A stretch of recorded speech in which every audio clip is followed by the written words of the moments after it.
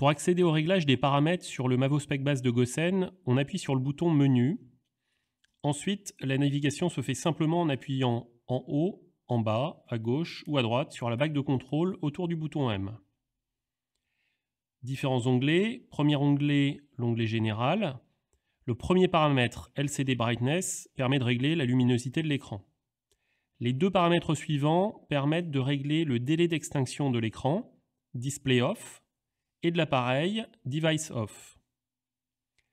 Paramètre TimeDate, il est essentiel de rentrer la date et l'heure exacte car c'est l'un des moyens de retrouver les fichiers que l'on a enregistrés. Onglet Settings. Cette page concerne les unités. Nous avons fait ici le choix des unités françaises.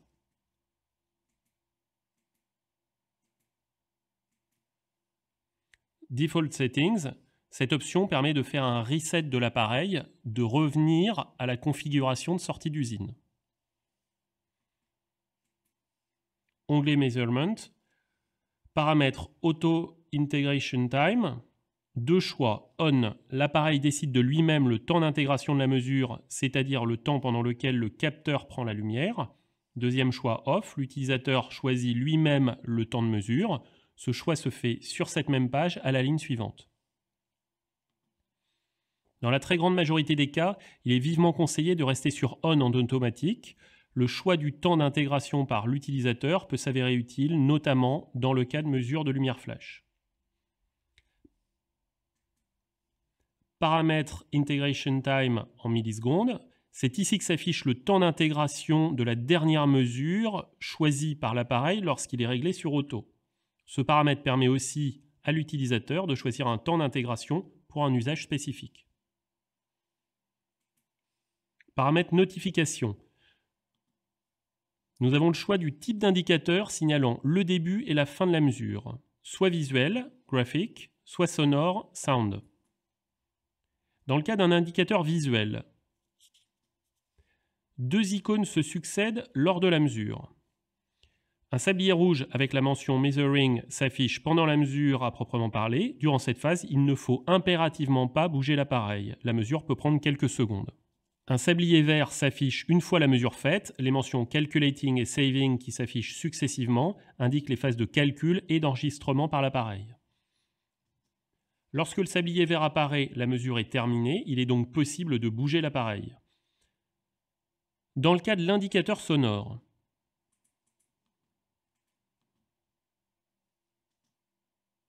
celui-ci se déclenche au début de la mesure et lorsque celle-ci est terminée.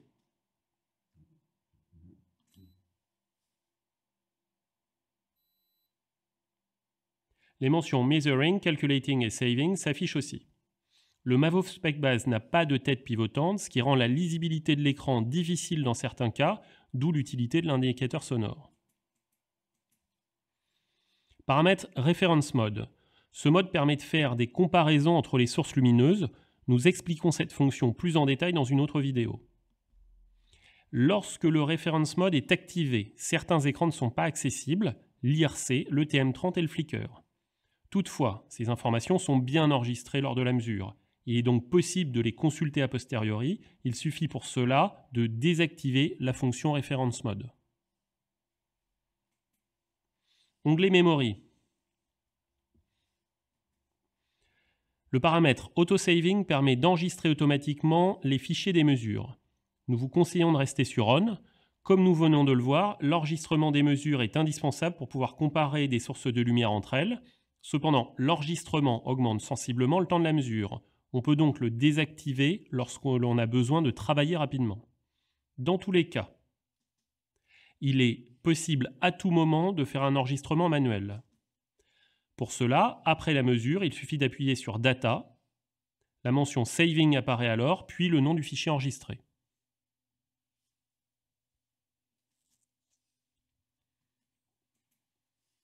Paramètre Spectrum. Cette option permet de décider si l'appareil enregistre les données du spectre et comment. Premier choix, Off. L'appareil n'enregistre pas ces données. Évidemment, les données du spectre sont importantes, donc nous vous déconseillons de choisir Off. Si nous enregistrons les données par le choix On, deux possibilités s'offrent à nous, 5 nanomètres ou Native. Contrairement à d'autres modèles du marché, les spectrophotomètres Gosen sont calibrés appareil par appareil à l'issue de leur fabrication. L'intervalle entre chaque longueur d'onde mesurée n'est donc pas la même d'un appareil à l'autre. Le choix de se placer en mode native permet de tenir compte de la calibration individuelle de l'appareil et offre la meilleure précision.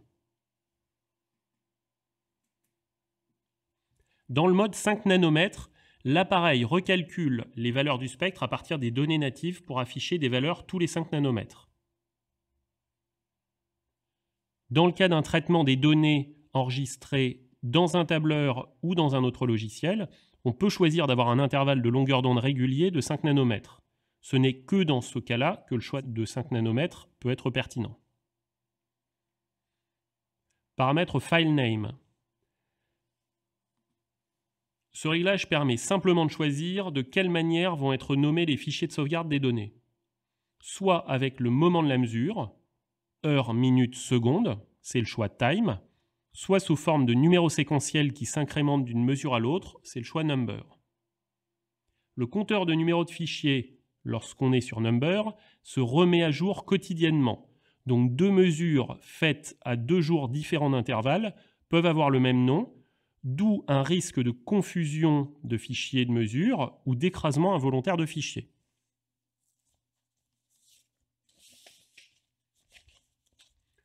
Paramètre Flicker Trend. Le Mavo SpecBase peut mesurer et enregistrer, si on en fait le choix, la forme d'onde du flicker et les caractéristiques de cette forme d'onde. Le flicker, autrement dit, le scintillement provoqué par la lumière à la prise de vue, est évidemment un élément important à prendre en compte. Nous vous conseillons donc de choisir On. Attention, si on choisit de ne pas enregistrer le spectre et le flicker à la page memory, ces deux informations seront définitivement perdues. Il faut donc impérativement les enregistrer si on veut pouvoir les rappeler à l'écran ultérieurement ou les intégrer dans un rapport PDF. L'affichage se règle à la page Présentation, indépendamment de la sauvegarde qui se règle à la page Memory. Onglet Présentation. Cette page concerne les informations affichées sur les différents écrans du Mavo SpecBase. Paramètre Spectrum. Il paraît évidemment logique d'afficher le spectre sur un spectrophotomètre, et l'affichage coloré est le plus lisible. Paramètre Report. Cette page nous permet de choisir quels sont les indices et informations que nous souhaitons afficher sur l'appareil lors de la mesure dans la page Report. La plupart des indices proposés parlent d'eux-mêmes, cependant certains ne sont pas utiles pour les métiers de l'audiovisuel et du cinéma. Différents indices. L'indice E visible, c'est la mesure de l'éclairement en luxe au niveau de la pastille de mesure. On affiche cet indice. L'indice EE, c'est le calcul de l'irradiance en watts par mètre carré. C'est l'équivalent en radiométrie de l'éclairement en photométrie, inutile donc pour nos usages audiovisuels. Indice LER, c'est l'efficacité lumineuse en lumens par watt, qui est aussi inutile pour nos métiers. CCT, Correlated Color Temperature, c'est la température de couleur qu'il faut évidemment afficher. Indice DUV, cet indice nous indique l'écart de la source mesurée par rapport au chemin du corps noir. Il est important pour déterminer une éventuelle dominante verte ou magenta. Les indices suivants nous donnent les coordonnées de la source mesurée dans différents diagrammes CIE. Nous choisissons d'afficher les coordonnées dans le diagramme 1931, car beaucoup de LED utilisés dans le cinéma offrent maintenant un réglage en coordonnées XY.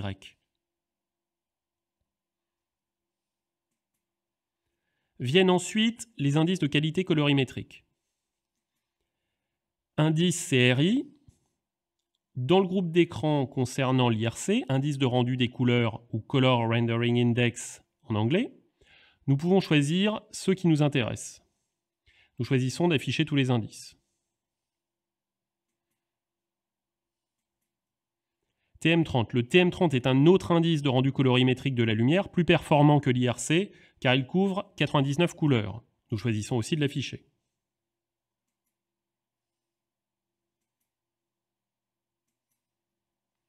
Lambda peak, lambda dominante, purity. Ces trois indices ne sont pas d'usage courant en audiovisuel, Nous ne les afficherons donc pas. Indice du flicker. On peut choisir ou non d'afficher les différents indices qui ont trait au flicker. Le flicker est un point essentiel en tournage. Nous affichons donc l'ensemble de ces indices.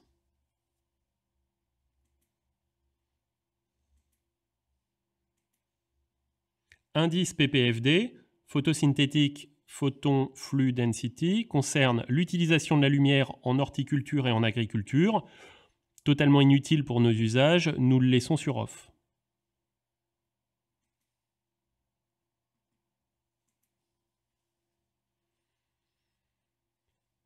Paramètre CRI. Ce paramètre ne concerne plus l'affichage des indices dans la page report, mais cette fois l'affichage des différents écrans et représentations graphiques de l'IRC. Nous choisissons d'afficher l'ensemble des écrans avec le choix All. Il en est de même pour le TM30 et le Flicker, nous choisissons leur affichage. Data. C'est l'affichage des données de mesure du spectre, c'est parfaitement inutile en tournage. On met le paramètre sur off. CIE, nous avons le choix entre deux diagrammes CIE, celui de 1931 ou celui de 1976. Par choix personnel, nous avons choisi celui de 1931 comme expliqué précédemment. Un point très important concernant la page présentation, c'est qu'elle ne concerne que l'affichage, pas l'enregistrement des informations. Si nous avons décidé d'enregistrer les données, le spectre et le flicker à la page memory, toutes ces informations, CRI, TM30, Flicker et CIE, seront enregistrées, même si nous les avons réglées sur off dans cette page présentation. Elles seront donc disponibles. Pour les consulter ultérieurement, il suffit de revenir dans le fichier de cette mesure et de valider les infos désirées dans le menu des paramètres. Dans le cas des diagrammes CIE, quel que soit notre choix pour l'affichage, les deux diagrammes seront enregistrés, donc là aussi disponibles à tout moment. Onglet Informations. Cet écran nous donne simplement des informations techniques sur le micrologiciel, c'est-à-dire le firmware du spectrophotomètre, son numéro de série, etc. Cet écran nous permet simplement de vérifier une chose, lors d'évolution du firmware du spectrophotomètre, cela nous permet de vérifier quelle est la version du firmware installée sur notre appareil, et ainsi de vérifier si une mise à jour est nécessaire ou non. Les autres informations de cet écran ne nous serviront pas couramment.